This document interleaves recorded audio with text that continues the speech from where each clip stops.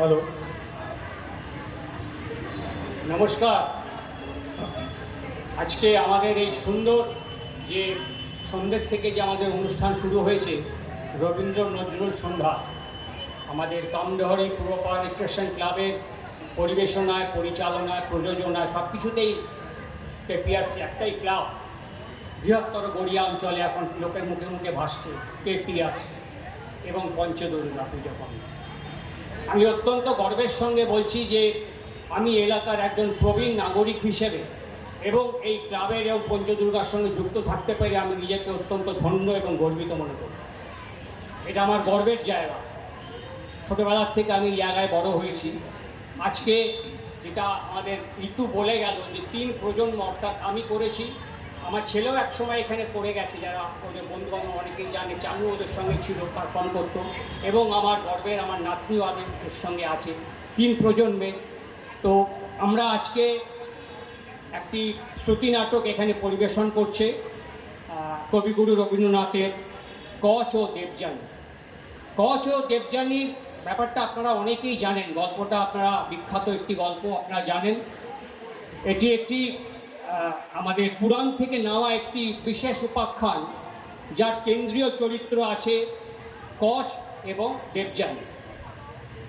এটি আমাদের মহাভারত এবং অন্যান্য গ্রন্থ এর উল্লেখ পাওয়া যায়। কচ হচ্ছে, আমি সংক্ষিপ্ত আকারে আপনাদেরকে একটু ভূমিকাটা দিয়ে নিই যাতে আপনাদের বুঝতে বা শুনতে সুবিধে হয়। কচ হচ্ছে দেবতাদের গুরু, বৃহস্পতির পুত্র হচ্ছে কচ, আর দেবযানী হচ্ছে অসুরদের অর্থাৎ দানবদের যে গুরু শুক্রাচার্য, তার কন্যা হচ্ছে দেবযানী। কচকে পাঠানো হয় এই শুক্রাচার্যের কুটিরে, সেখানে মৃত সঞ্জীবনী যে মন্ত্রটা শুক্রাচার্য জানতেন, তাকে কচকে কৌশলে সেই মন্ত্রটা শিখতে হয়, যাতে এই সঞ্জীবনী মন্ত্রের সাহায্যে মৃত মানুষকে বাঁচিয়ে দেওয়া যায়। সেইটা দেবতারা কচকে এই গুরু দায়িত্ব দিয়ে পাঠান কৌশলে, শিক্ষা অধ্যয়নের নামে।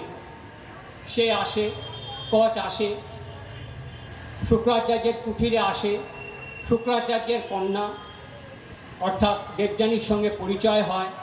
দেবযানীকে বলে, আমি এসেছি তোমার পিতার আমি শিষ্য হতে, আমি তার কাছ থেকে অধ্যয়ন করব। আসল ব্যাপারটা চেপে গিয়ে, ফলেতে দেবযানীও বুঝতে পারে না। দেবযানী পিতার কাছে নিয়ে যায় এবং সেখানে শিষ্যত্ব গ্রহণ করে। শুরু হয়ে যায় তার কুঠিরের জীবন। এই করতে করতে চলতে থাকে। এরই ফাঁকে প্রকৃতির নিয়ম অনুযায়ী দেবযানী মনে মনে কচকে ভালোবাসতে শুরু করে, প্রেম নিবেদন করতে শুরু করে। কিন্তু কচ একটা বিশেষ একটা মিশন, অর্থাৎ বিশেষ একটা উদ্দেশ্য নিয়ে সে এসেছে এখানে। মৃত সঞ্জীবনীটা মন্ত্রটা তাকে শিখতে হয়, তার কাছে দায়িত্বটা সবচেয়ে বড়, সেই জন্য সে কিন্তু তার দায়িত্বে অবিচল থাকে। কিন্তু দেবযানী তাকে মন প্রাণ দিয়ে দেয়। এইভাবে সময় কাটতে থাকে, সময় দিন এগোতে থাকে। করতে করতে কি হয়, এই নাটকের এই যে ক্লাইম্যাক্স, এই ক্লাইম্যাক্সটা আপনারা দেখতে থাকুন শেষ পর্যন্ত কি হয়। এই নাট্যাংশ, এই আমাদের যে শ্রুতি নাটক, এই শ্রুতি নাটকটা অংশগ্রহণ করছেন চন্দ্রিমা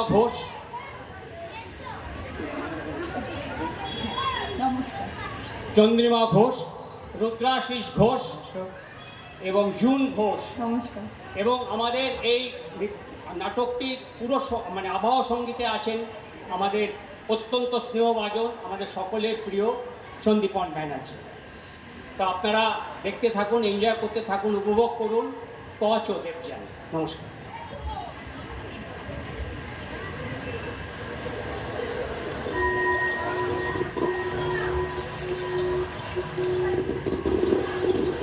এই পুষ্পবনে এই কিশোর গৌরবর্ণ, স্নিগ্ধ দীপ্তি খালা, চন্দনে প্রলিপ্ত কপাল, গলায় ফুলের মালা, প্রসন্ন সরল হাসি, এদিকেই তো আসছে। সদ্য স্নান করে লম্বা ভিজে চুলে জ্যোতিস্নাত মূর্তিমতী উষা হাতে সাজিয়ে নিয়ে একাই পুষ্পবনে ফুল তুলছে, তবে কি ইনি দেবযানী? তুমি এই পুষ্পবনে কি কার কাছে এসেছো? তোমার পরিচয় কি? আমি বৃহস্পতি পুত্র কচ, তোমার পিতার শিষ্য হবার জন্য তোমার কাছে এসেছি। আচ্ছা, তুমি একটু অপেক্ষা করো, আমি পূজার ফুলকটা তুলে নিই। তোমার কাজ করা সাজে না, আমাকে অনুমতি দাও দেবী ফুল তুলে দেওয়া। ঠিক আছে, চলো, তোমাকে আমার পিতার কাছে নিয়ে যাই। আমার ভয় হচ্ছে এই স্বর্গের ব্রাহ্মণকে উনি যেন ফিরিয়ে না দেন। এদিকে এসো, ইনি আমার পিতা। আমার নমস্কার গ্রহণ করবেন গুরুদেব। পিতা, আমি আপনার কাছে একটা ভিক্ষা নিতে এসেছি। ইনি বৃহস্পতি পুত্র কচ আপনার দ্বারে এসেছেন, আপনি ওকে শিষ্য করে নিন, এই আমার মিনতি। তোমার কাছে আমি চিরকৃতজ্ঞ দেবযানী। এসো সখা, এই তোমার কুটির, তুমি এখানে বিশ্রাম করো, আমি তোমার আতিথ্যের ব্যবস্থা করি। তুমি ব্যস্ত হয়েও না আমার জন্য। এই নাও, এই দরিদ্র কুটিরে যা ছিল তাই দিয়েছি, তোমার স্বর্গের মতো সুখ কোথায় পাবো? এই দেখো, এই অরণ্যভূমিতে আমার সারা দিন কাটে, কত পাখি, কত গাছ। আগামীকাল থেকে তোমার অধ্যয়ন শুরু হবে। কি সুন্দর এই অরণ্যভূমি। আর এই দেখো, এটা স্রোতস্বিনী বেনুমতি, তোমার সাথে এই অরণ্যভূমি আস্তে আস্তে পরিচয় হয়ে যাবে। তোমাকে কিন্তু অনেক কষ্ট করতে হবে, দেশে বিদেশে গিয়ে তোমাকে কত কঠোর অধ্যয়ন করতে হবে, তবেই তুমি মহাসঞ্জীবনী বিদ্যা অর্জন করতে পারবে। কি তুমি কঠোর পরিশ্রম করতে পারবে তো? আমি শিক্ষা লাভ করতেই তো এসেছি, নিশ্চয়ই পারবো। তুমি শিক্ষা লাভ করে শেষ হয়ে যাওয়ার পর ইন্দ্রলোকে ফিরে যেও। দেবযানী, তুমি আদেশ দাও, আমি স্বর্গে ফিরে যেতে চাই। আজ আমার গুরু গৃহবাস শেষ হয়ে গেছে। আমাকে তুমি আশীর্বাদ করো যে বিদ্যা আমি শিখেছি আচার্যের কাছে তা যেন চিরদিন ধরে অন্তরে উজ্জ্বল হয়ে থাকে, সূর্যের মতো যেন অক্ষয় হয়ে থাকে। তোমার মনোবাসনা আজ পূর্ণ হয়েছে, তুমি আচার্যের কাছে দুর্লভ বিদ্যা শিখেছ, সহস্র বছরের দুঃসাধ্য সাধনা আজ তোমার সিদ্ধ হয়েছে। তুমি ভেবে দেখো, তোমার মনে আর কিছু কি বাসনা আছে? আর কোনো বাসনা নেই দেবযানী। কোনো বাসনা নেই? তবু আরেকবার ভেবে দেখো, তোমার অন্তরে যদি আর কোনো বাসনা লুকিয়ে থাকে। আজ আমার জীবন পূর্ণ কৃতার্থ, আর কোনো শূন্যস্থানই আমার মনে নেই। এই ত্রিজগতে তুমি আজ সুখী, তুমি মাথা উঁচু করে গৌরবে ইন্দ্রলোকে তোমার কাজে যাও, স্বর্গপুরে তোমার জন্য আনন্দে মঙ্গল শঙ্খ বাজবে, সুরঙ্গনারা তোমার মাথায় পুষ্প বৃষ্টি করবে, স্বর্গপথে অপ্সরী কিন্নরীর দল উলুধ্বনি দেবে। আহা, কত কষ্টে তোমার দিন কেটেছে, দেশে বিদেশে কত কঠোর অধ্যয়ন করেছ, দরিদ্র কুটিরে যা ছিল তাই দিয়ে অতিথিকে যত্ন করেছি। তোমার মনে আতিথ্যের অপরাধ আশা করি থাকবে না। আজ হাসি মুখে বিদায় দিতে হবে এই দাসকে দেবযানী। হাসি? এটা তো স্বর্গপুরী নয়, সুখ একা চলে, শূন্য গৃহে স্মৃতি শুধু পড়ে থাকবে, এখানে সহজে হাসি পাওয়া যায় না। যাও বন্ধু, কি হবে মিথ্যা এসব ভেবে, দেবতারা উৎকণ্ঠায় আছে। দেবযানী, আমার কি অপরাধ? এই সুন্দর অরণ্যভূমি তোমাকে সহস্র বছর ধরে বক্ষ ছায়া দিয়েছে, পাখির ডাক শুনিয়েছে, আর আজ তুমি এত সহজে ছেড়ে চলে যাবে? দেবযানী, এই বনভূমি আমার মাতৃভূমি, এখানে আমার নবজন্ম লাভ হয়েছে, আমি সারা জীবন চিরপ্রীতি ভরে স্মরণ করব। দেখো, এই সেই বটতলা যেখানে তুমি প্রত্যেক দিন দুপুর রোদ্রে গরু চড়াতে এসে ক্লান্ত হয়ে ঘুমিয়ে পড়তে। তোমার সেই ক্লান্ত শরীরকে এই অতিথিরা তার দীর্ঘ ছায়া বিছিয়ে সুখ দিত। তুমি যেও, কিন্তু কিছুক্ষণ তোমার পরিচিত গাছের তলায় শেষবার একটু বসো, স্নেহ ছায়ার সম্ভাষণ নিয়ে যেও। তোমার স্বর্গের কোনো ক্ষতি হবে না, তুমি একটু থেকে যাও এখানে। বিদায়ের সময় এইসব চিরপরিচিত বন্ধুদের নতুন বলে মনে হচ্ছে আমার প্রিয়জনেরা স্নেহ ভরে নতুন জালে বাঁধতে চাইছে। ওগো বনস্পতি, আশ্রিত জনের বন্ধু, তোমাদের নমস্কার জানাই। কত পথিক, কত ছাত্র আমার মতো তোমাদের ছায়ার তলায় বসবে।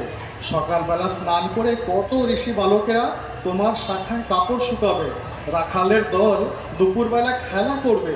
তারই মাঝে তোমার এই পুরনো বন্ধুকে একটু স্মরণ করো। আর আমাদের হোম ধেনুটিকে মনে রেখো। তুমি যে পূর্ণ গাভীর স্বর্গ সুধা পান করেছো, তাকে ভুলো না কিন্তু। সুধাময় দুধ যার, সেই মাতৃরূপা শান্তি স্বরূপিণী শুভ্রকান্তি, তাকে দেখলেই পাপক্ষয় হয়। তার সাথে কতদিন গহন কানন থেকে ফিরেছি। মাঝে মাঝে তার বিশাল নয়নে সকৃতজ্ঞ শান্ত দৃষ্টি মেলেছে। গাঢ় সিংহ চক্ষু দিয়ে আস্বাদন করেছে আমার দেহ। মনে থাকবে সেই স্নিগ্ধ অচঞ্চল দৃষ্টি। আর আমাদের কলসনা স্রোতস্বিনী বেনুমতিকে মনে রাখো। তার সেই ক্ষিপ্র গতি, প্রবাস সঙ্গিনী বেনুমতিকে ভুলব না কখনো। হায় বন্ধু, এই প্রবাসে তোমার পাশে আরো কোনো সহচরী ছিল, যে কিনা পরের গৃহে বাস এই দুঃখ ভোলাবার জন্য রাত্রি দিন সে যত্ন করে গেছে। হায় রে, চিরজীবনের জন্য তার নাম গাথা হয়ে গেছে। দৈত্যগণ আমাকে হিংসা করে 3 বার বধ করেছিল। দেবী, তুমি দয়া করে আমার প্রাণ ফিরিয়ে দিয়েছো। চিরকৃতজ্ঞতা জানাই তোমাকে। কৃতজ্ঞতা ভুলে যেও, কোনো দুঃখ নেই। যা উপকার করেছি সব ছাই হয়ে যায়। আমি দান প্রতিদান চাই না। সুখের স্মৃতি কিছুই মনে নেই তোমার? সুখের কথা মনে করো, কৃতজ্ঞতার দরকার নেই। কেউ গান গেয়ে তোমার সুখ এনে দিয়েছিল, এমন বস্ত্র দেখে তোমার মনে প্রশংসার বাণী জেগেছিল। সে কথা অবসর সময়ে স্বর্গধামে মনে করো। ভেবে দেখো, কত উষা, কত জ্যোৎস্না, কত অন্ধকার পুষ্পগন্ধ জল অমাবস্যার রাত্রিতে এই বনে সুখ দুঃখ মিশে গেছে তোমার জীবনে। তারই মাঝে সকাল সন্ধে রাত্রিতে তোমাকে যে সুখ দিয়েছিল, সেই ছবি চিরজীবন তোমার মনে আঁকা থাকবে না? শুধু উপকারের কথা বলছো, সুন্দর ভালোবাসা কি কিছুই নেই তার? আমার মনে যা আছে তা প্রকাশ করতে পারবো না। আমার মনের মাঝে যা বয়ে যাচ্ছে তাকে বাইরে কেমন করে দেখাবো? জানি সখা, তোমার হৃদয়ে আমার হৃদয় আলোক দেখেছি কতবার চোখের পলকে। আজ তাই স্পর্ধা নিয়ে আমি বলছি, তুমি থাকো, যেও না। যশের গৌরবে সুখ নেই। একালে এই বেনুমতির তীরে আমরা দুজন এক অভিনব স্বর্গলোক সৃষ্টি করব, যা এই বনচ্ছায়ার সাথে মিশে নিভৃতে দুটো বিশ্বস্ত হৃদয়, যা তুমি সমগ্র ভুলে গেছো। বন্ধু, আমি জানি তোমার রহস্য। না না না দেবযানী, তা নয়, তা নয়। তা নয়? মিথ্যা প্রবঞ্চনা। তোমার মন আমি দেখিনি। প্রেম অন্তর্যামী। তুমি জানো না, বিকশিত ফুল পাতায় পাতার আড়ালে থাকে না, কিন্তু তার গন্ধ তুমি কোথায় লুকোবে? আমার কণ্ঠস্বর শুনে কত দিন মুখ তুলে চেয়েছো, অমনি তোমার হৃদয় কেঁপে উঠেছে। সে কি আমি দেখিনি? বন্ধু, তুমি ধরা পড়ে গেছো। তুমি তাই আমার কাছে বন্দি। এ বন্ধন কখনো কাটবে না। ইন্দ্র আর তোমার ইন্দ্র নয়। প্রসন্নময়ী, সহস্র বছর ধরে এই দৈত্যপুরীতে এর জন্যই কি সাধনা করেছি? কেন নয়? এই জগতে বিদ্যার জন্যই কি শুধু লোকে দুঃখ সহ্য করে? হায় রে, বিদ্যাই কি দুর্লভ শুধু? এখানে প্রেম কি এতই সুলভ? সহস্র বছর ধরে তুমি কি ধনের জন্য সাধনা করেছো তা নিজে জানো না? তোমার বিদ্যা এক ধারে আর আমি এক ধারে। কখনো আমাকে চেয়েছো, আবার কখনো বিদ্যাকে চেয়েছো। তোমার অনিশ্চিত মন দুজনকে যত্নে সঙ্গোপনে আরাধনা করেছে। আজ আমরা দুজন একই দিনে ধরা দিতে এসেছি। সখা, যাকে চাও তাকে চিনে নাও। তুমি যদি সরলভাবে সাহস করে বলো বিদ্যায় যশে সুখ নেই দেবযানী, তুমি সিদ্ধি মূর্তিমতী, তোমাকেই বরণ করলাম, এতে কোনো ক্ষতিও নেই, লজ্জাও নেই। সখা, তোমাকে একটা কথা বলি, রমণীর মন সহস্র বর্ষেরই সাধনার ধন। কিন্তু দেবযানী, দেবতাদের স্থিতিতে প্রতিজ্ঞা করেছিলাম মহাসঞ্জীবনী বিদ্যা অর্জন করে দেবলোকে ফিরে যাব, তাই এসেছিলাম। সেই প্রতিজ্ঞা সব সময় আমার মনে পড়ে। এই জীবন এতকাল পরে চরিতার্থ হয়েছে, আজ আমি কোনো স্বার্থ কামনা করি না। তাই? ছি, মিথ্যাবাদী! বিদ্যায় শুধু চেয়েছিলে, তুমি ছাত্ররূপে গুরুগৃহে এসে নির্জন শাস্ত্র গ্রন্থে শুধু চৌকি রেখে উদাসীন ছিলে? পড়াশোনা ছেড়ে বনে বনান্তরে ফুলের জন্য কেন ঘুরে বেড়াতে? মালা গেথে আনন্দে কেন আমাকে এনে দিতে? এটাই কি তোমার ব্রত ছিল? এই কি তোমার ব্যবহার বিদ্যার্থীর মতো? সকালে পড়তে বসতে যখন, তখন আমি সাজি হাতে এসে দাঁড়াতেই তুমি বই ছেড়ে উঠে এসে হিমে ভেজা ফুলের রাশিতে আমার পুজো করতে। দুপুরবেলা যখন জল সেচন করতাম, তখন আমাকে দেখে দয়া করে কেন জল তুলে দিতে? কেন তুমি পাঠ ছেড়ে দিয়ে আমার মৃগ শিশুকে পালন করতে? স্বর্গ থেকে যে সঙ্গীত শিখে এসেছিলে তা আমাকে কেন শোনাতে? বিদ্যা শিখতে এসে স্বর্গের চাতুরি জালে কেন আমার হৃদয় চুরি করলে? এখন আমি বুঝতে পারছি, আমাকে বশ করে তুমি পিতার হৃদয় চেয়েছিলে। সফল হয়ে আজ যখন যাচ্ছ, তখন আমাকে মনের আনন্দে কিছু কৃতজ্ঞতা দিয়ে যাচ্ছ। তুমি অভিমানিনী নারী, সত্যি কথা শুনলে কি সুখ হবে? আমার ধর্ম জানে আমি প্রতারণা করিনি। অজান্তে কোনো কারণে তোমার সেবা করে যদি দোষ করেই থাকি, তার শাস্তি তো ভাগ্যই দিচ্ছে। মনে ছিল সে কথা বলবো না। ত্রিভুবনে যদি কারো উপকারে না যাই, সে কথা জেনে কি হবে বলো? যা কিনা একমাত্র শুধু আমার নিজের কথা। ভালোবাসি কিনা সে তর্কে গিয়ে আজ কি লাভ? আমার যা কাজ সে আমি করব। স্বর্গকে যদি স্বর্গ বলে মনে না লাগে, দূরের বনে যদি আমার মন ঘুরে মরে বৃদ্ধ হরিণের মতো, যদি চির তৃষ্ণা আমার দগ্ধ প্রাণে সব কাজের মধ্যে লেগে থাকে, তবু চলে যেতে হবে সুখ শূন্য সেই স্বর্গধামে। তুমি আমাকে ক্ষমা করো দেবযানী, আমার অপরাধ ক্ষমা করো। আমার মনে কোথায় ক্ষমা? হে ব্রাহ্মণ, এই নারীর মন তুমি কঠোর করে দিয়েছো। তুমি সগৌরবে নিজের কর্তব্যে সব দুঃখ কষ্ট দূর করার জন্য স্বর্গলোকে চলে যাবে। তাহলে আমার কি কাজ, কি বা আমার ব্রত? আমার এই নিষ্ফল জীবনে কি থাকলো? কিসের গৌরব? এই বনে উদ্দেশ্যহীনভাবে মাথা নিচু করে নিঃসঙ্গ একা বসে থাকবো। যেদিকেই তাকাবো সেদিকে সহস্র স্মৃতির কাঁটা নিষ্ঠুরভাবে আমার বুকে বিঁধবে। ছি ছি, নির্মম পথিক তুমি, কোথা থেকে এলে? তুমি আমার জীবনের বনচ্ছায়া তলে একটু অবসর কাটাবার ছলে জীবনের সুখগুলো ফুলের মতো ছিঁড়ে একটা সুতোয় মালা গাঁথলে, আর যাবার সময় সেই মালা গলায় নিলে না, অবহেলায় সেই সূক্ষ্ম সুতোটা দুভাগ করে ছিঁড়ে দিয়ে গেলে। এই প্রাণের সমস্ত মহিমা ধুলোয় লুটিয়ে দিলে। তোমাকে আমি অভিশাপ দিলাম, যে বিদ্যার জন্য তুমি আমাকে অবহেলা করলে, সে বিদ্যা তোমার সম্পূর্ণ বশ হবে না। তুমি অন্যকে শেখাতে পারলেও নিজে তা প্রয়োগ করতে কখনোই পারবে না। দেবযানী, আর আমি তোমাকে বর দিলাম যে তুমি সুখী হবে। তুমি সমস্ত দুঃখ কষ্ট ভুলে বিপুল গৌরবে ভুলে যাবে। শুধু যদি বলি সখী ভালোবাসি তার, এমনের কথা যেন তাহে না ফুরায়। ভালোবাসা ভালোবাসা সবাই তা কয়, ভালোবাসার কথা যেন ছেলে খেলা নয়। প্রতি কাজে প্রতি পলে সবাই যে কথা বলে, তাহে যেন মোর প্রেম প্রকাশ না হয়। মনে হয় জানো সখী, এত ভালোবাসা কেহু কারে বাসা নাই, কারো মনে আসে নাই। প্রকাশিত নারী তাহা মানুষের ভাষা। নমস্কার আপনার সবাইকে।